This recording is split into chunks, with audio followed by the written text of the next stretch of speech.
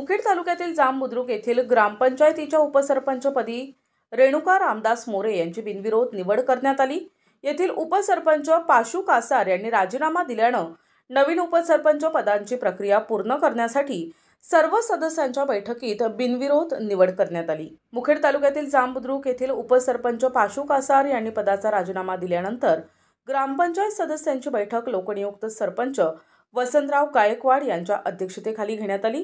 उपसरपंच पदांची निवड करण्यासाठी पीठासीन अधिकारी म्हणून मुखेड पंचायत समितीचे विस्तार अधिकारी एस धळगंडे, ग्रामविकास अधिकारी हे उपस्थित, निळकंठ गित्ते हे उपस्थित होते।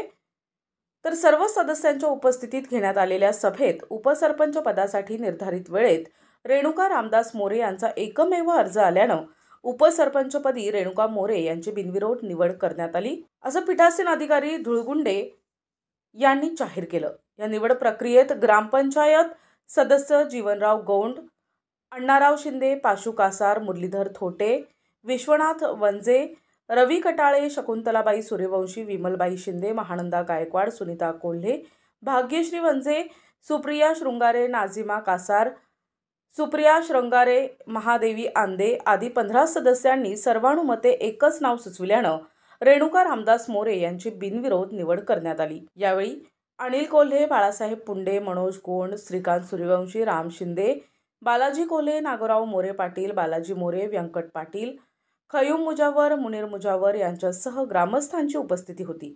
यावेळी ग्रामपंचायत कार्यालयाच्या वतीनं नवनिर्वाचित उपसरपंच रेणुका रामदास मोरे यांचा सत्कार करून शुभेच्छा दिल्या आणि पत्रकार दिनाचं औचित्य साधून ग्रामपंचायत कार्यालयाच्या वतीनं उपस्थित पत्रकार सय्यद मुजीब, मुरलीधर थोटे यांचाही सन्मान करण्यात आला।